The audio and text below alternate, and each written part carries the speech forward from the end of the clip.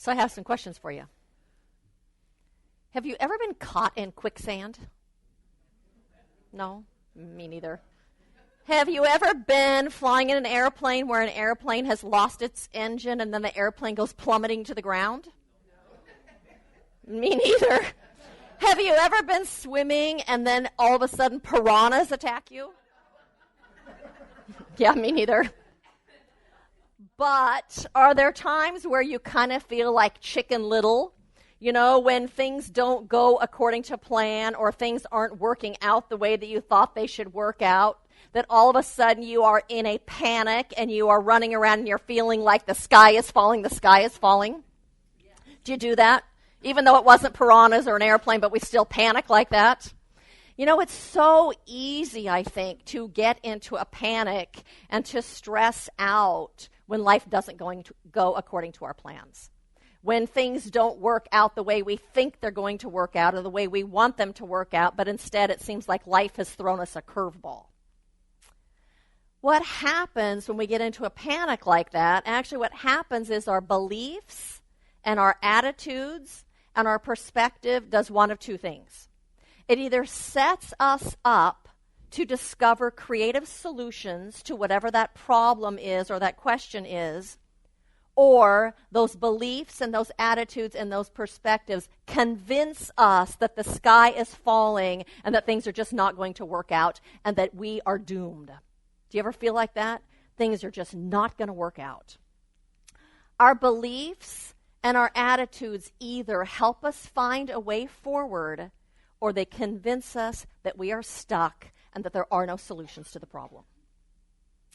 So my New Year's resolution this year was when things fall apart or when things don't go the way that I think they ought to go, to stop telling myself that things are not going to work out, because I would go there. And so I don't know if you all know this, but we have a new sound technician, Cameron, that's back there running the sound. And so our old sound tech that was working for us, Dylan, had another job, and sometimes he'd work late the night before, and sometimes he'd have to work on Sunday, and so we kind of came to a mutual agreement that it wasn't working out, and that meant that I had to hire somebody else, which sends me into a little tiny bit of a panic because we've had times where it's taken us a long time to find a new sound technician, and Ray doesn't like running the sound very well. And so instead of getting into that panic this time because of my New Year's resolution, I started telling myself things are going to work out. And not just are they going to work out, but they're going to work out really well. And so what I did is I emailed one of the professors at Long Beach State who is in charge of sound technology and design. His name is Richard Cooper. That's where we got Alexis that worked for us before. I emailed him telling him we're looking for a new sound person. You know, does he have any students that might be interested? And he emailed me back and told me that he had emailed them. And within the next 24 hours, Cameron had emailed me that he was interested in the job and would like to come try it out. And so I emailed Richard Cooper back again saying thank you and that Cameron had applied for the job. And Cameron, I don't know if you know this, but Richard said to me, he's my best student.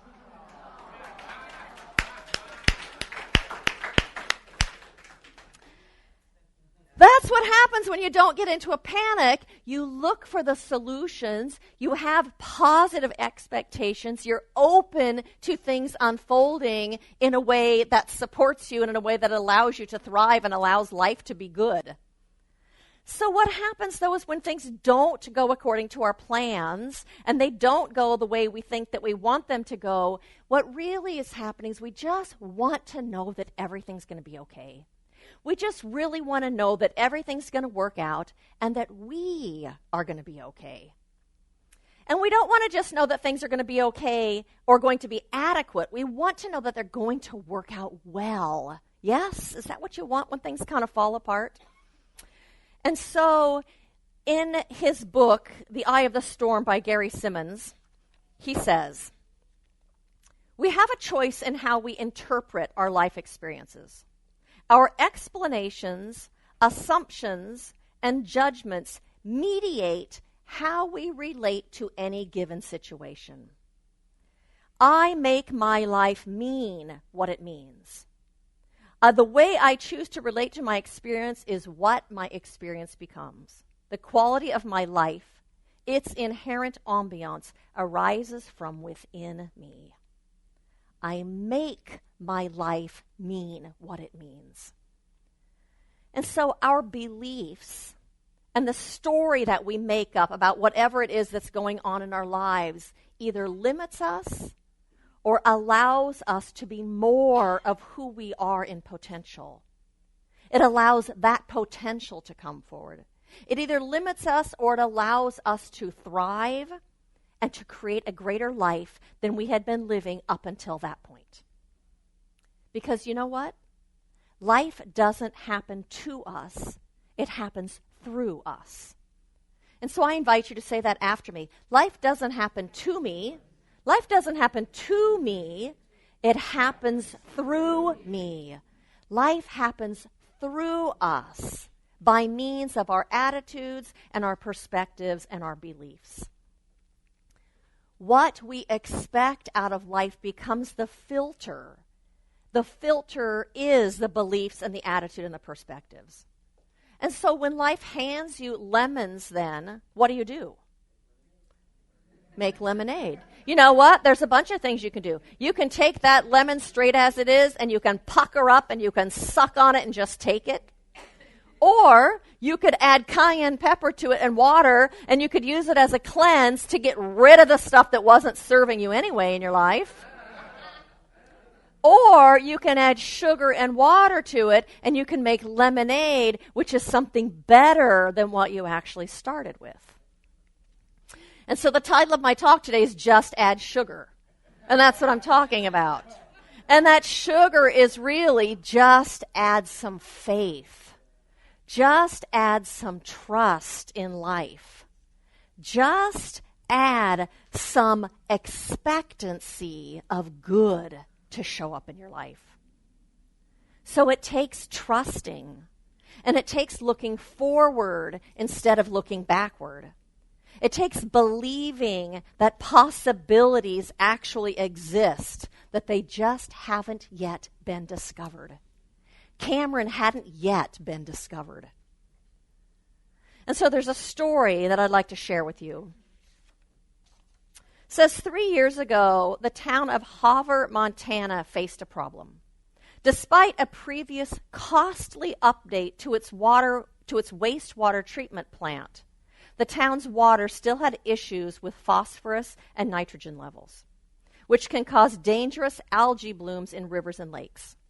A further upgrade to meet new Environmental Protection Agency standards was estimated to cost the city $1 million. That's a lemon, yeah? And so before paying for that $1 million upgrade, the wastewater superintendent, Drew Newfield, approached the owner of a local brewery, Triple Dog Brewing, with an idea. What if Triple Dog donated its spent grains to help normalize the water's phosphorus and nitrogen levels? Spent grains, which remain after the brewing process, can account for up to 85% of the brewery's annual byproduct. While they are no longer useful for making beer, they still contain nutrients that can feed naturally occurring chemical-fighting bacteria. Now, every morning, the workers at the Harvest facility shovel 16 gallons of spent barley slurry gathered from Triple Dog and 2 other breweries into the water at the treatment facility plant.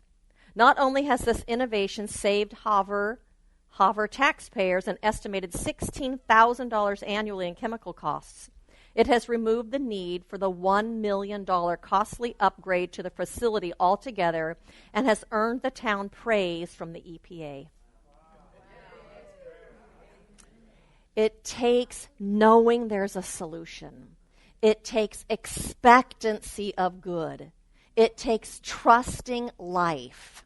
It takes openness instead of complaining and moaning and focusing on how things have fallen apart and aren't working the way that you wanted them to work. The truth is that we live in and we are supported by an infinite creativity. that we are supported by a boundless good. That is the presence of God. As we open to that and we look forward to solutions, we open a way for God's creative expression to come through us and into this world. You know, it's kind of like Benjamin Franklin. Electricity had always existed, but it took him being open and looking for solutions, looking for answers, looking for a new way to harness that electricity and then to be able to use it for good. But it took looking for it. It took openness. It took an expectancy. It took moving forward instead of staying stuck to harness the good that is available to us, the good that is God, that is right where we are. And so in order to look for those creative solutions, in order to not have to pay that $1 million fine, it takes remembering that we are supported. That we are supported and that we are sustained by the self-givingness of God. That's what God does. That's God's nature, to unfold itself as the boundless potential that it is. It takes knowing that divine mind in which we live and that divine mind that lives within us is inexhaustible, that it is boundless, that it is infinite. Because our beliefs and our focus and our perspective create the avenue for that creative intelligence to unfold as the solution to our problem, as the creative idea, as the answer. Gary Simmons, in that book, The Eye of the Storm, says, conflict and adversity are our midwives. Conflict and adversity enable us to discover and give way to something greater, something we didn't even know was possible, something we didn't even know existed. The challenges that show up in our lives always contain within them an invitation to discover and to give birth to our greater selves, the part of ourselves that we haven't discovered, to create something new in our lives. And so there's another story that I'd like to share with you that says, I had to lay off my entire staff and myself with 8 hours' notice.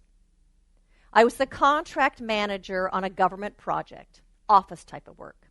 At our periodic review on a Thursday, the government announced they would not be renewing our contract, and our last day was Friday, the next day. I brought everyone into the conference room first thing the next day. I let everyone know that we were all out of a job and that today was everyone's last day. I had everyone email me their resumes, and we went over everyone's on the conference room projector and updated them over the course of the day. I then printed out reference sheets for everyone, and we all spent the remainder of the day writing letters of recommendation for each other. I ordered pizza and bought everyone a round of drinks at the bar next door. Most folks had jobs by the end of the next week. You know, he could have sent them home, right? He could have just sent them home, but instead he asked himself, what is within me that I can bring forward in order to create something greater, to create something better?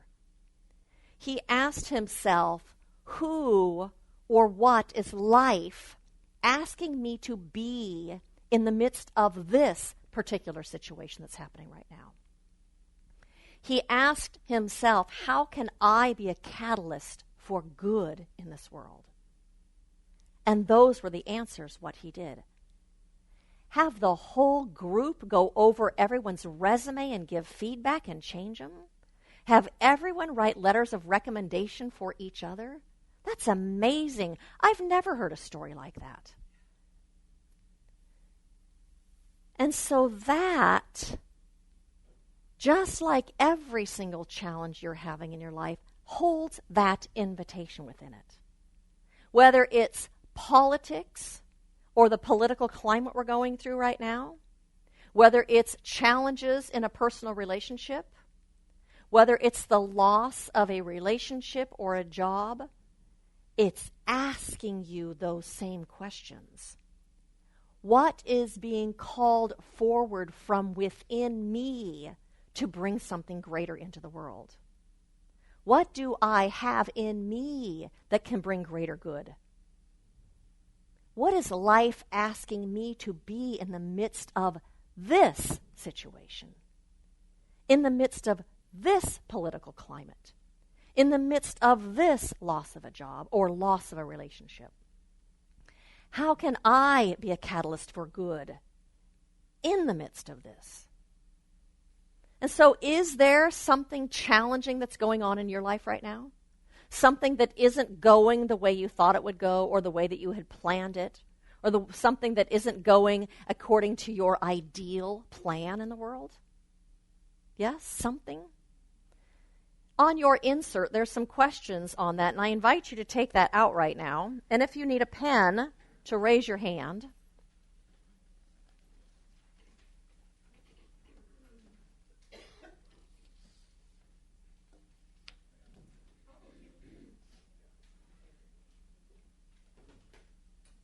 And so I invite you to close your eyes for a moment and to bring to mind that something that is tweaking you. That something in the world that doesn't quite seem right to you, or that isn't going according to your ideal plans. Something where you feel like a curveball has been thrown to you. And to ask that all-knowing wisdom inside of you. That is none other than your own divine beingness. That is none other than the presence of the divine within you. To sink into that place where there is no problem, where there is no issue, where there is only love, and there is only life, and there is only wisdom, and there is only good. And to ask that place within you, in regards to this situation, what can I bring forward from within me in order to bring something greater to life? What can I bring forward from within me in order to create something better?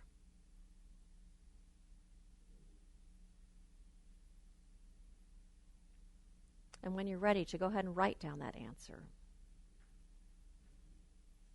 What can I bring forward from within me to bring something greater to life?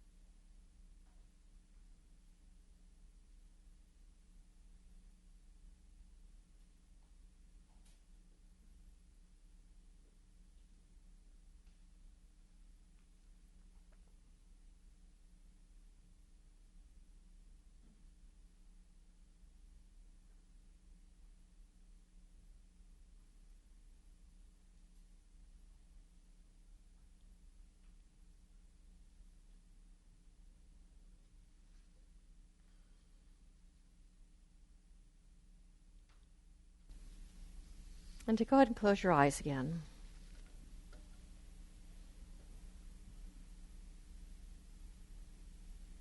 And to ask your own soul, your own spirit, what or who is this situation asking me to be?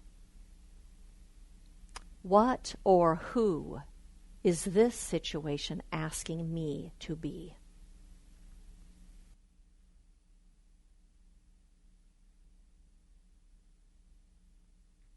And to go ahead and write your answer down.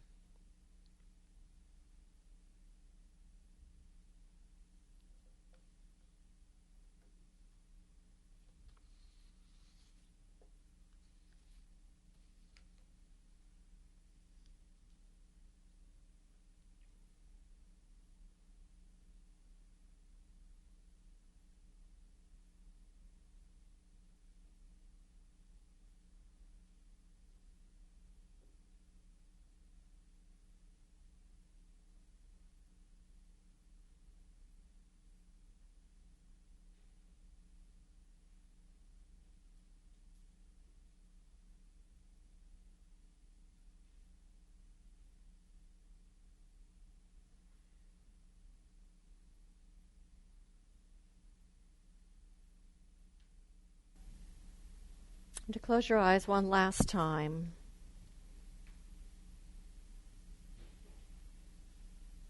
And to ask that all-knowing wisdom within you. How am I being called to be a catalyst for good? How am I being called to be a catalyst for good? For good, for the presence of God.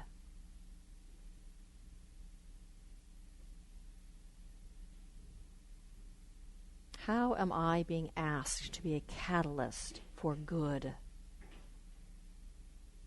for the presence of God? And to write that down.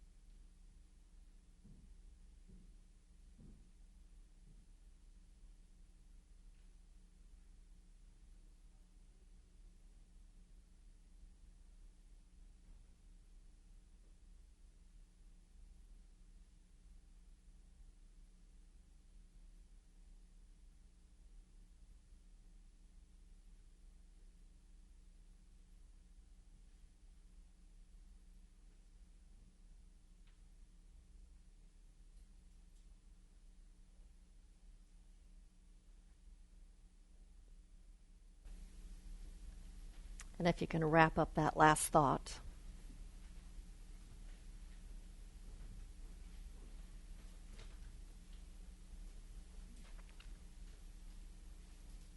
That situation is your midwife. It is in your life to allow you to give birth to something that you would otherwise not give birth to bring something greater forward in this world, to discover something greater about yourself. Gary Simmons says, your soul moves you toward challenges because they stretch you in ways that separate you from your falsehoods and dependencies, that keep you from experiencing your own wholeness, your own power, your own creativity. Ernest Holmes says, you should become aware that the one creative power is expressing in you in a unique way, and that it is always pressing against you, seeking a fuller outlet of its infinite possibility. You are the outlet for that which is infinite, that which is good.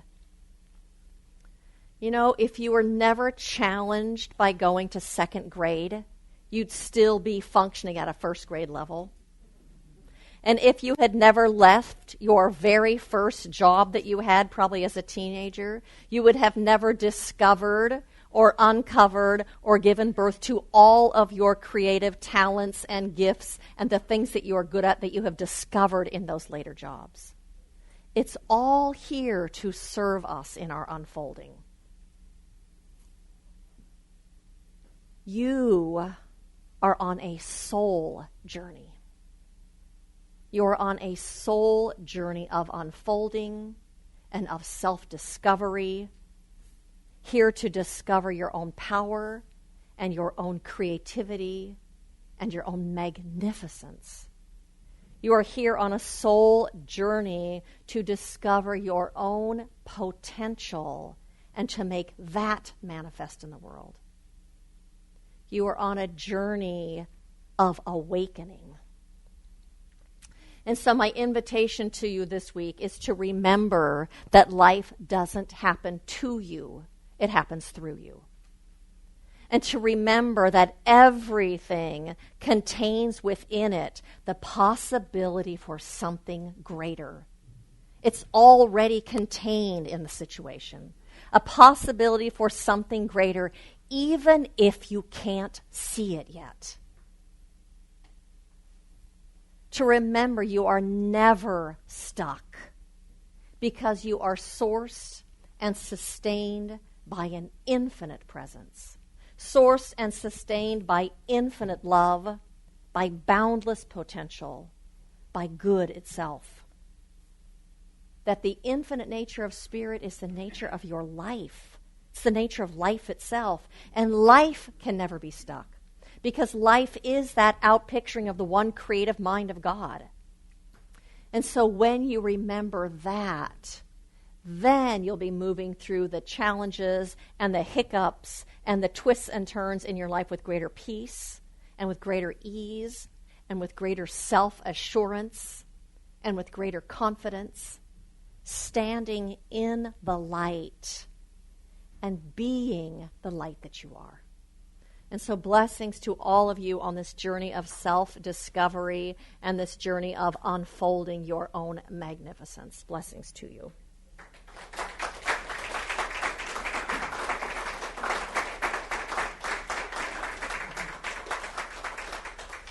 And so I invite you to join me in an affirmative prayer. What a blessing it is to be in this place of remembrance, to be in this recognition of that one infinite beingness, that one that is everywhere present in its fullness, in its allness, in its wholeness, that one that is magnificence itself, that one that is boundless potential, that one whose nature is to unfold itself as an ever-unfolding good. To recognize that, yes, indeed, it is always right where we are. That we are surrounded by it. We are enveloped by it. We are filled with it. That we walk with all that God is. We walk in all that God is. And that all that God is always closer than our very breathing. And so today, we just recognize that everywhere we go, we walk in that presence. And therefore, everywhere we go, all of the wisdom, all of the guidance that we could ever need is revealing itself and speaking to our hearts and speaking to our minds, expressing itself as our intuition, as those gut feelings. That everything that does not serve us, that has been keeping us small or keeping us stuck, right now is simply falling away. And as it falls away, behold, we are standing in the light, the bright light of possibility, the bright light of potential, the bright light of God. And so today we say yes to that. We say yes to our own unfolding. We say yes to our flourishing. We say yes to our thriving. We say yes to a world that is filled with good, that is filled with camaraderie and brotherhood and love and kindness and respect and equality, where hands reach out and hearts open up, and we embrace each other. And so this today is what I expect. This today is what I look for. This today is what I hold as the truth For God is truly the only power that there is. And today, we rest in that. And so it is with gratitude that I release this prayer into the infinite law of this universe, knowing that as we speak our word, that it is done. And so today, we just open up and accept that. We claim it. We know it. We feel it. We see it. And I say, and so it is.